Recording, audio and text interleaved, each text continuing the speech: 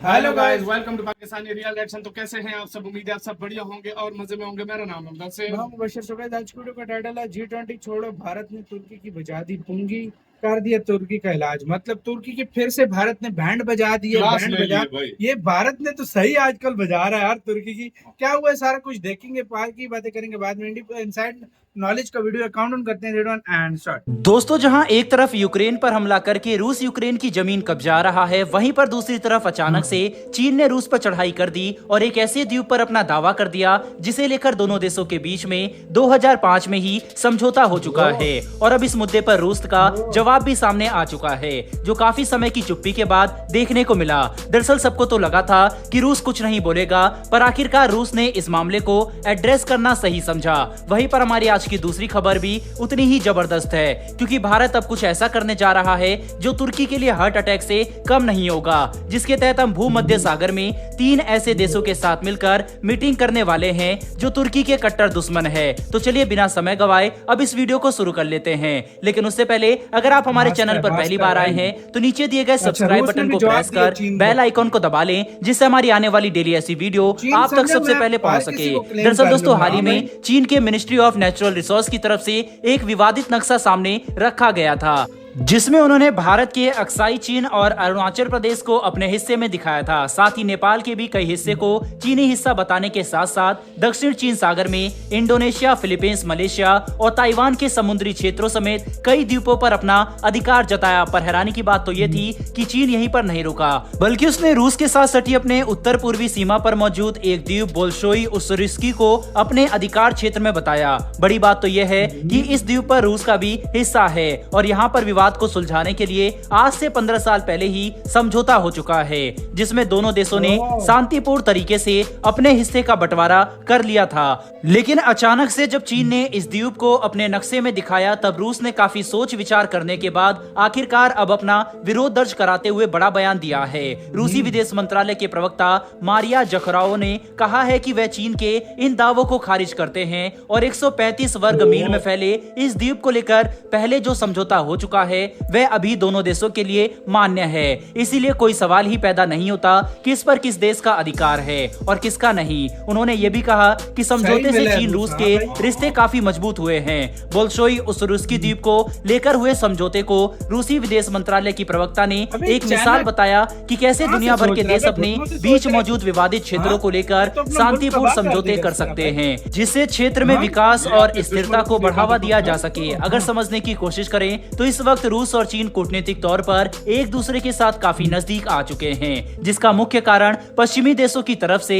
मिल रहा संयुक्त खतरा है, जिसके खिलाफ दोनों देशों की एकजुटता G20 में भी देखने को मिली। क्योंकि जब रूसी राष्ट्रपति ने यूक्रेन युद्ध के मुद्दे को ध्यान में रखते हुए भारत में G20 के लिए आने से इनकार कर दिया, उसके कुछ ही समय बाद ये रिपोर्ट निकल कर आनी शुरू हो गई कि चीनी राष्ट्रपति भी G20 को अटेंड करने की संभावना कम है। इसके बजाय रूस की तरफ से उनके विदेश मंत्री तो चीन की तरफ से उनके प्रधानमंत्री भेजे जा सकते हैं, ताकि दोनों अपने अपने देशों का प्रतिनिधित्व कर सके।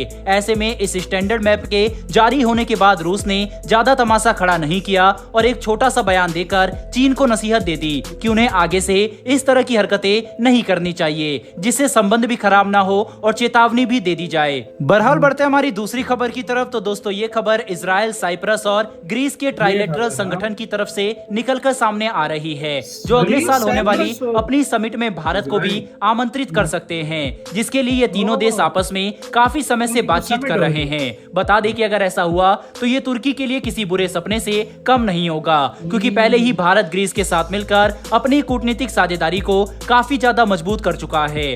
वहीं अब अगर साइप्रस और इजराइल के साथ मिलकर भी हमने ऐसा ही किया तो इससे तुर्की पूरी तरह से अकेला पड़ जाएगा।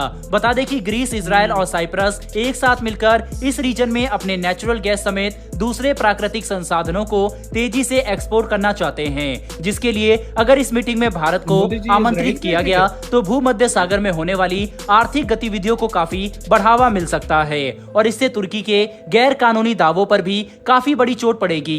इसीलिए ये सभी देश भारत और अमेरिका का साथ चाहते हैं। इन्होंने तो ये तक कह दिया कि हम 3+1 का फॉर्मेट पर काम करने के लिए तैयार हैं और उसी हिसाब से आगे बढ़ रहे हैं। दोस्तों, भूमध्य सागर में भारत के इंटरेस्ट अब लगातार लगातार तेजी से बदल रहे हैं, किसी ने सोचा भी नहीं होगा कि यूरोप तक व्यापार करने के लिए अभी तक भारत तुर्की ग्रीस को में छोड़ा बंदरगाह था भारत की ने, तलाश हाँ भाई। करेगा और वहां की सरकार इसमें हमारा पूरा समर्थन भी करेगी। लेकिन अब समीकरण तेजी से बदलते हुए नजर आ रहे हैं। ऐसा लगता है कि भारत यूरोपियन महाद्वीप में काफी बड़ा रोल निभाने के लिए तैयार हो चुका है, जिसके लिए यूरोपियन देश अब खुद भारत को आमंत्रित भी कर रहे हैं। तो दोस्तों, आपको क्या लगता है कि क्या भारत को अगले साल ग्रीस, इजराइल और साइप्रस की इस मीटिंग में जाना चाहिए या फिर नहीं? अपनी राय कमेंट बॉक्स में लिखकर जरूर बताइएगा। साथ ही अगर आपको ये इन्फॉर्मेशन और वीडियो पसंद आई हो तो वीडियो इसी के साथ यार वीडियो खत्म। हर हाल में भारत जाएगा, इसमें कोई शक नहीं है।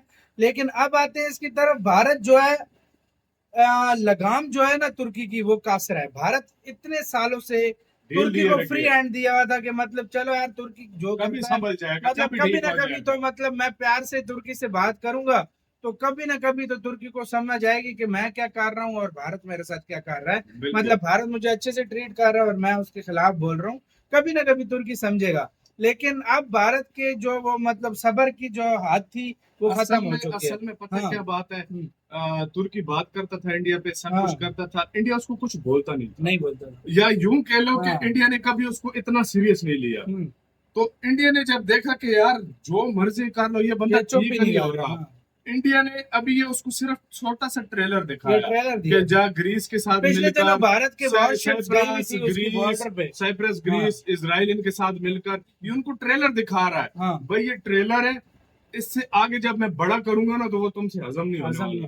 तो इस ये एक किस्म की एक चेतावनी दी है उनको, चेतावनी दी है संभल जाओ अब भी, नहीं तो जब मैं बिगड़ा तो तुम जो है ना किसी काबिल नहीं रहोगे, संभल नहीं पाओगे। ये चेतावनी है अच्छा किया है। और दूसरी बात, चाइना ने क्या बकचोदी स्टार्ट की अबे है। चाइना मतलब ये अपना खुद देश तबाह कर रहा है। अभी तक ये सही देश चला रहा था, मतलब आज से 3-4 साल पहले। हाँ। वहां तक इसका देश बहुत शी जिनपिंग ही चला रहा था, अच्छा चला रहा था, देखा जाए तो हर तरह से तरक्की कर रहा था।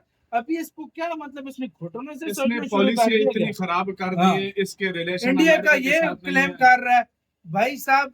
रशिया का भी अभी नहीं छोड़ा जो कि दोस्त बना है, उसका भी क्लेम कर रहा है। वियतनाम, फिलीपींस, इंडोनेशिया, मलेशिया, सब कुछ। कोई ऐसा देश नहीं है जिसके इसने क्लेम न किए हो। जापान वगैरह एरिया क्लेम न किए हो। तो मुझे तो शक है कि पाकिस्तान का भी कहीं किसी दिन न कर दे क्लेम। पाकिस्तान के क्लेम करने की उसको जरूरत ही नहीं है। हाँ मतलब उसकी वैसी भी चलती है, उसके मतलब इधर अपने इंटरेस्ट है, वो सब कुछ करता है। लेकिन मेरी नजर में अगर देखा जाए ना यार, ये कोई भी हो, चाहे देखो कोई भी कंट्री हो, इतनी सीमाएं तो मैं कहता हूँ अगर बंदा बोले ना अखंड भारत की, इंडिया की, तो फिर भी बोलता है बांग्लादेश था, श्रीलंका बीच में था, मतलब भारत पाकिस्तान थे तो भारत नेपाल क्लेम कर रहा है। नेपाल, वही मैं कह रहा हूँ। अब ये कह रहा मेरा वो जो 1800 मेरे ख्याल में 1700 में जो चाइना था, मुझे वो वापस करो। भाई अभी वो टाइम नहीं रहा। इस तरह तो इंडिया इतना बड़ा था कि तुम्हारी सोच है अखंड तो भारत इंडिया, भाई कितना बड़ा तो था, अभी सोच कहाँ तक लगी हुई है। अभी इंडिया दुनिया को बोल रहा है कि मुझे अपने देश वापस। वही बात है, वही बात है। आपको इसके कहने अपने कमेंट सेक्शन में अपना बहुत ज्यादा कह रही है तो